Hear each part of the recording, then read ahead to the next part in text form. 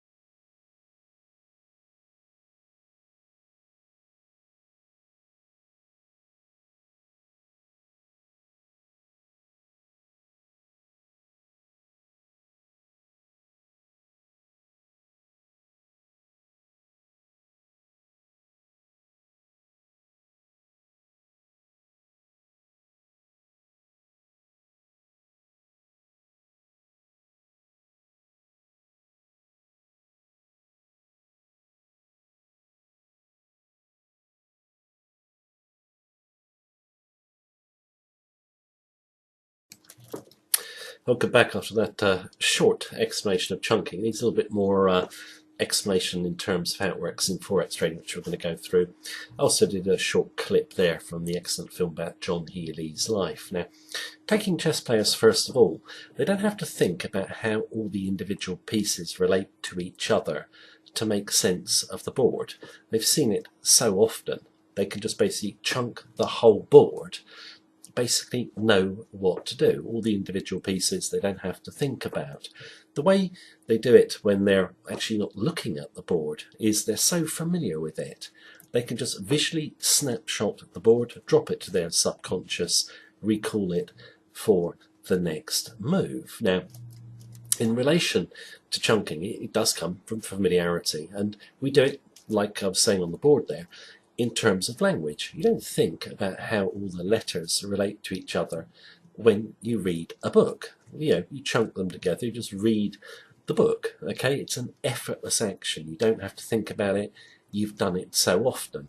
Now, how does this happen in Forex trading? Well, when a novice trader comes to look at a chart, he tries to make sense of the individual bits of the chart. So let me give you an example.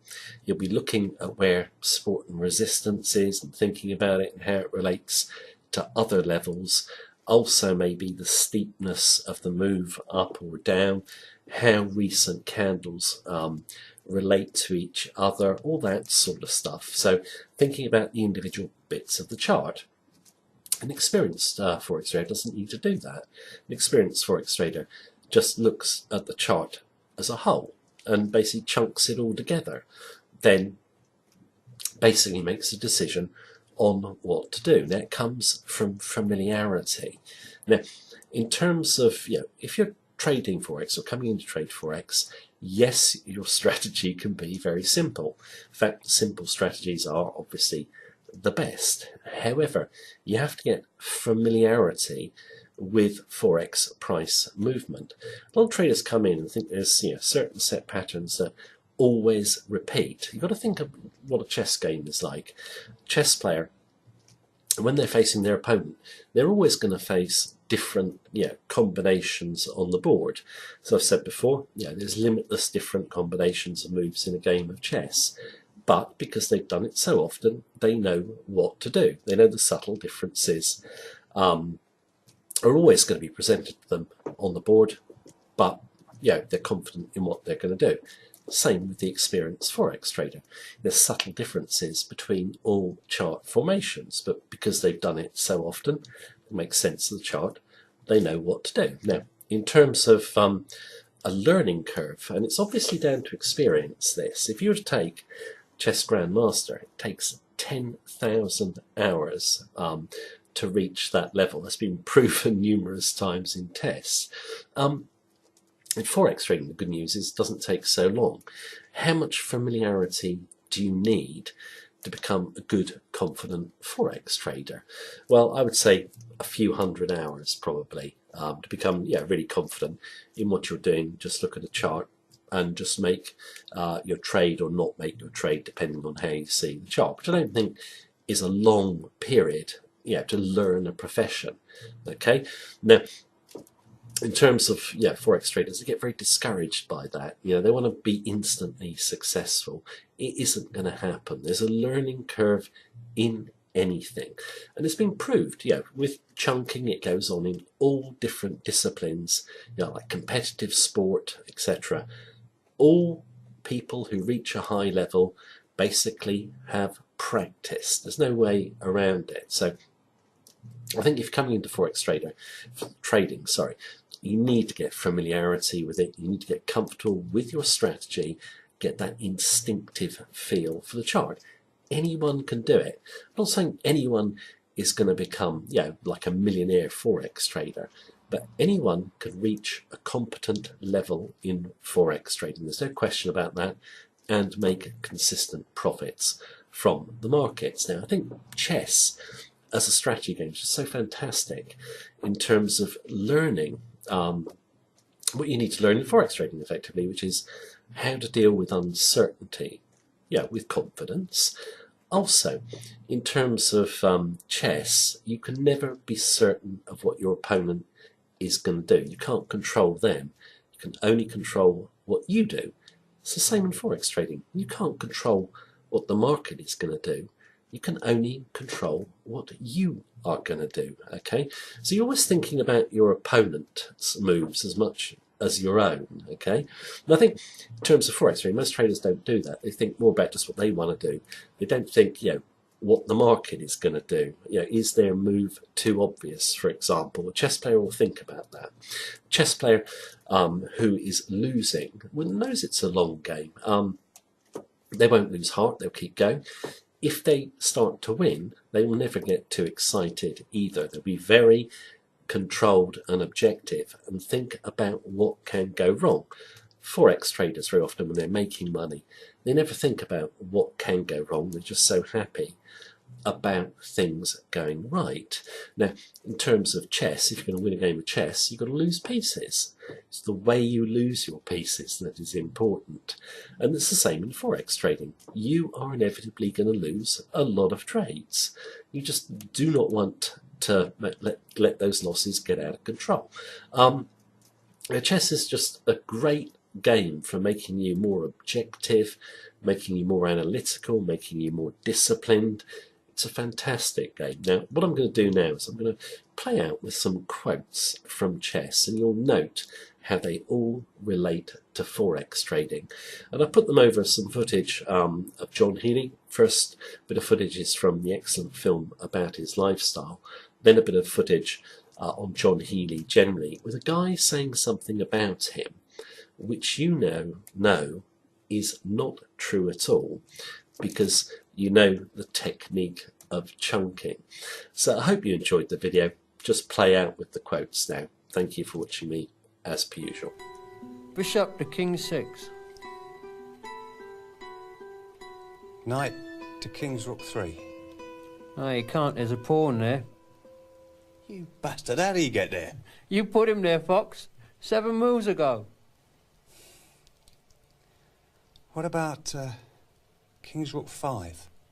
Yeah, you can go there. If you want. It leaves me open. No, wait, king 3? No. It's doing my head in trying to remember. Knight to king 6. Knight to king 6. Rook to king 1. Oh, bollocks! I'm sending out for a board. He took to chess in prison, and that was very important for him, immensely important, because he started playing chess like the way he drank. It started to take over everything in my head. There were these horror stories of this violent, derelict vagrant suddenly invading the chess world, suddenly outperforming people who'd been playing all their lives. It was just impossible.